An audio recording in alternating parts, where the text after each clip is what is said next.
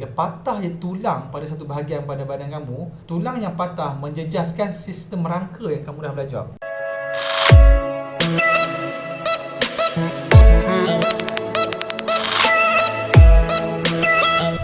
Kita nak teruskan pembelajaran kita berkaitan dengan perkaitan antara sistem dalam tubuh manusia. Sebelum ni kita bincang berkenaan dengan sistem rangka, sistem pernafasan, sistem pencernaan. Kali ni kita nak tengok apa perkaitan antara ketiga-tiganya. Bagaimana kesan kalau ketiga-tiga ini ada masalah ke macam mana. Okey, baik.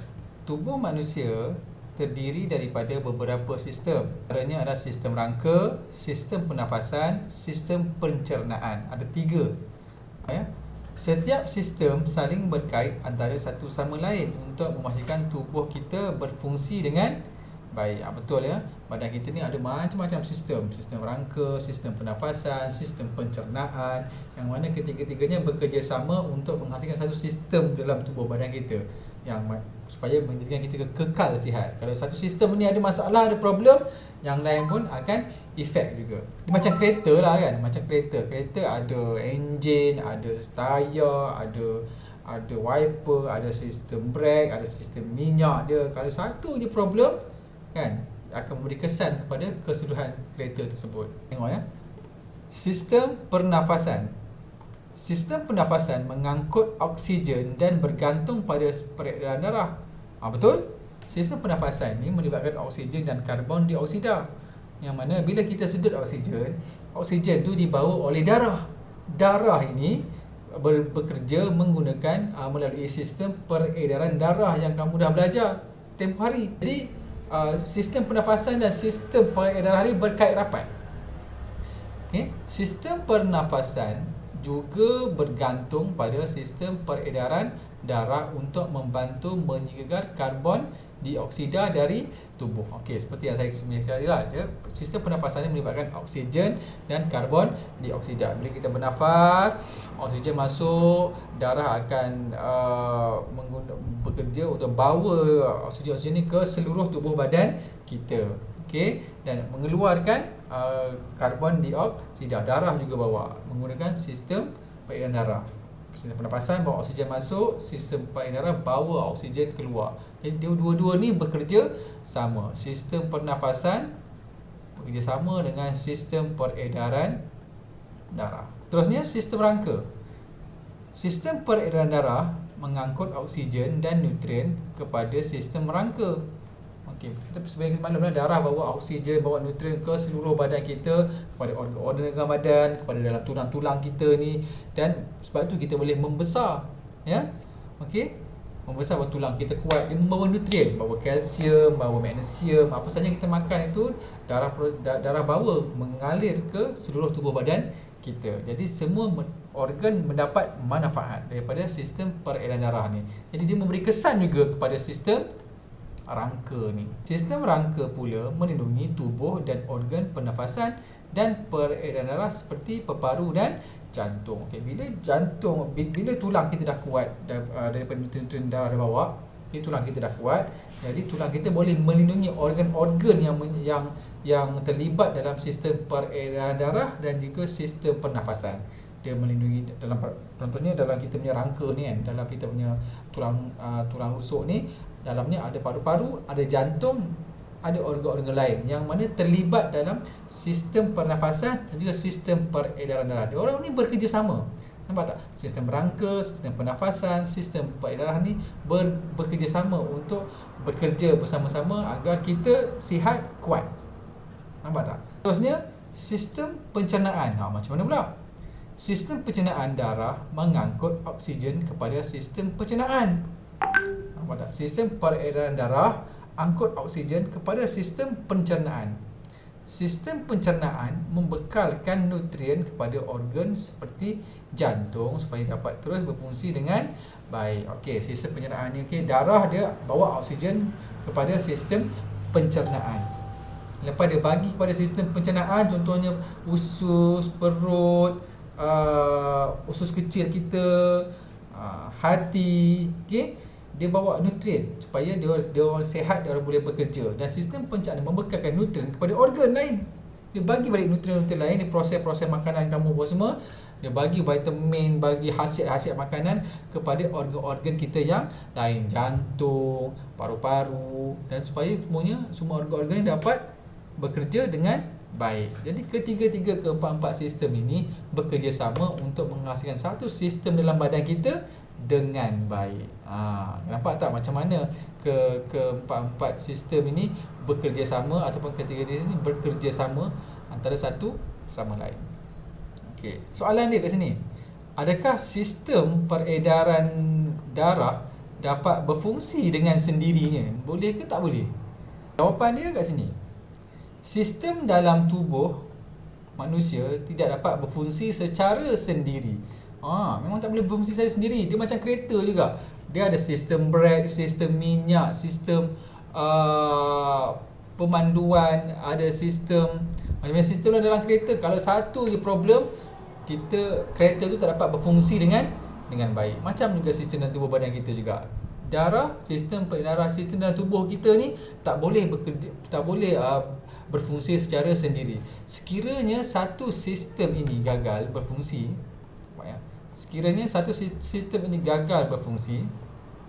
sistem yang lain akan turut terganggu.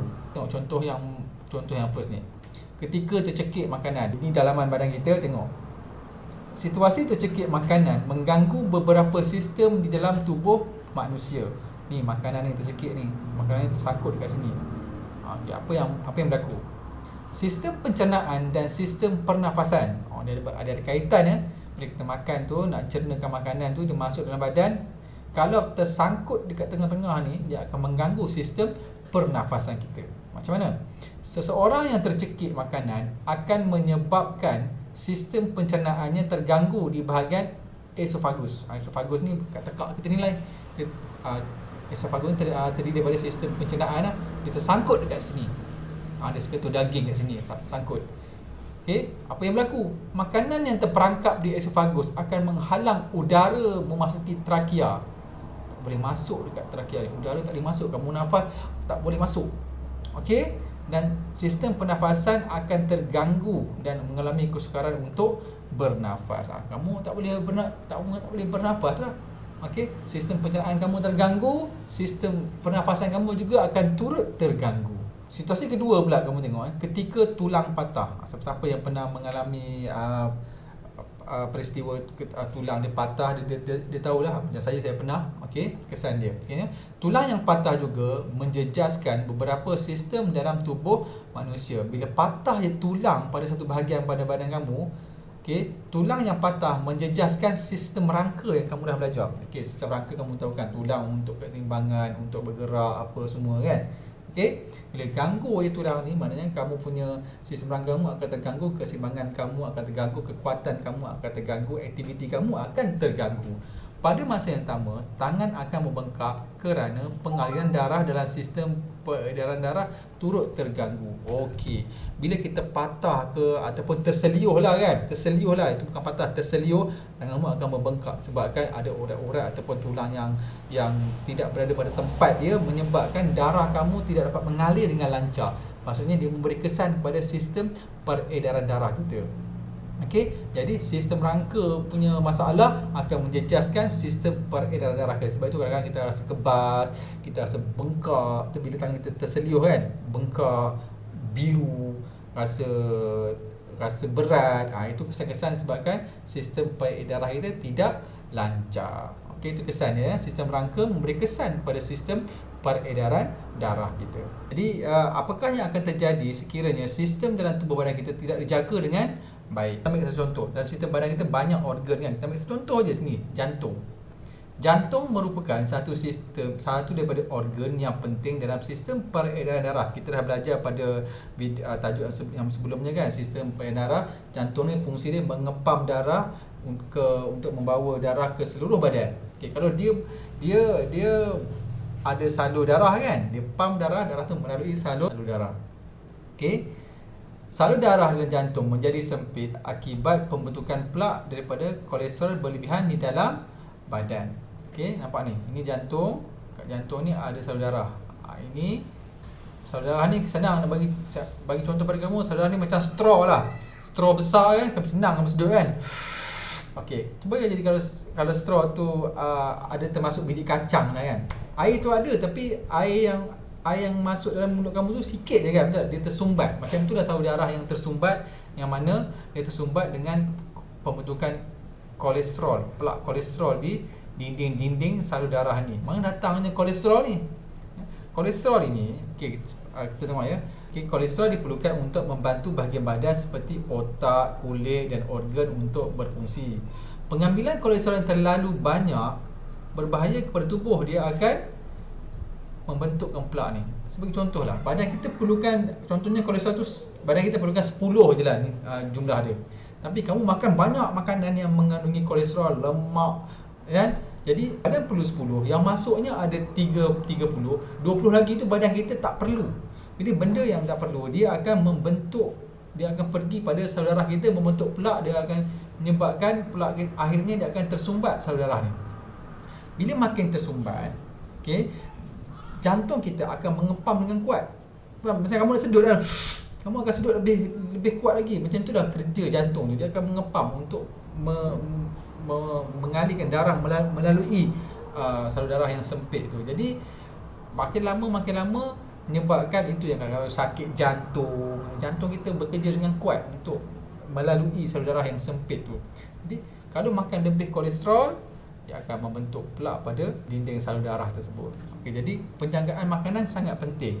Pengambilan makanan kamu, diet kamu sangat penting untuk menjaga sistem dalam badan kita. Contoh yang kedua pula, kita perlu menjauhi tabiat buruk seperti merokok untuk menjaga sistem pernafasan kita. Bila kita merokok, kesannya pada organ paru-paru. Okay? Organ kita, paru-paru, macam-macam lah, banyak lah, mulut kita punya salur tekak kita, otak kita. Jadi contoh kat sini dia bagi paru-paru. Jadi paru-paru kita akan ada masalah. Bila paru-paru kita akan ada masalah, organ paru-paru kita masalah, dia akan memberi kesan kepada sistem pernafasan kita. Sebab itulah sebab itu encik, kerap batuk dan sesak nafas. Okey. Tengok situasi 3 ni.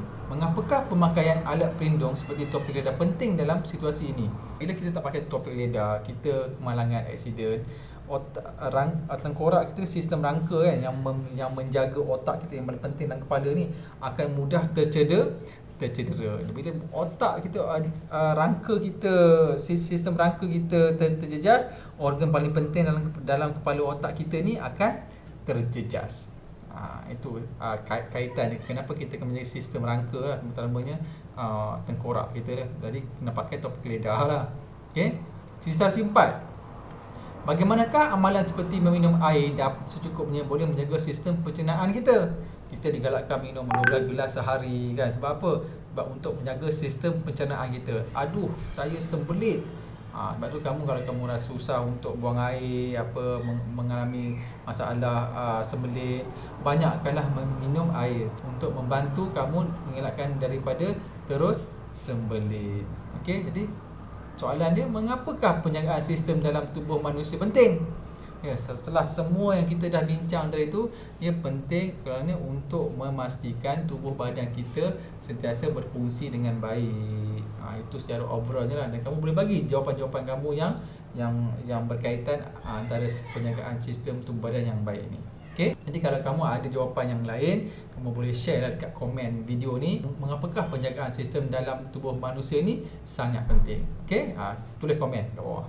Dah tahu tadi kan, sistem saling berkait antara satu sama lain. Jadi mereka ni perlu dijaga. Sebab apa? Kalau satu sistem tu ada masalah, okey, ataupun tercedera ke, atau berlaku apa-apa pada sistem tersebut, dia akan memberi kesan kepada sistem-sistem yang lain. Jadi kita kena jagalah sistem-sistem dalam tubuh badan kita ni. Sistem pencernaan, sistem rangka, sistem peredaran darah, sistem pernafasan. Bagaimana kita nak memelihara sistem-sistem dalam tubuh bagi mengekalkan kehidupan yang sihat? Ini adalah dekat sini dia terangkan. Contohnya sistem rangka.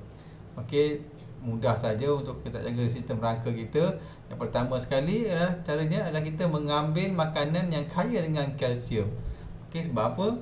Sebab kalsium ni dapat membantu menguatkan tulang kita, membina tulang kita. Contoh makanannya adalah susu dan juga bahan-bahan yang ada tenusu lah, keju, susu dan juga lain-lain makanan. Okey. Seterusnya, melakukan aktiviti fizikal seperti berlari, melompat, menari untuk menguatkan tulang. Dua perkara ini dapat membantu kita dari segi cara kita menjaga sistem rangka kita. Okey. Yang seterusnya, memakai alat pelindung dan tali pinggang keledai. Ini macam kita dah bincang tadi, iaitu apabila kita accident, kemungkinan tulang-tulang kita akan patah. Jadi bila kita memakaikan peralatan keselamatan, dapatlah menjaga kita punya sistem rangka kita dengan baik, agar organ-organ yang sistem rangka kita jaga itu selamat. Terusnya, kita juga perlu menjaga sistem pernafasan kita. Macam mana cara kita menjaga sistem pernafasan kita? Pertama sekali, menghindari rokok. Ini sangat penting, sebab apa? Rokok ni penyebab pelbagai penyakit berkaitan dengan sistem pernafasan seperti asma, bronkitis, kanser paru-paru dan bermacam-macam lagi lah. Okey. Yang keduanya, cara kita menjaga sistem pernafasan, kita perlulah tinggal di persekitaran yang bersih. Sebab apa?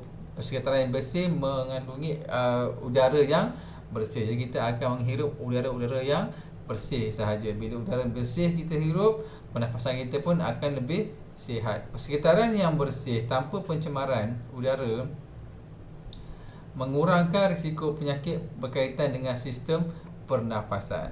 Contohnya sekarang ni musim Covid kan. Musim Covid ni bahaya sebab dia boleh menyebabkan sistem pernafasan kita terganggu. Yang kebanyakan yang mati-mati tu adalah disebabkan dia tak boleh bernafas dengan baik. Virus ni menyerang kamu punya sistem pernafasan sampai kamu tidak dapat bernafas dengan baik.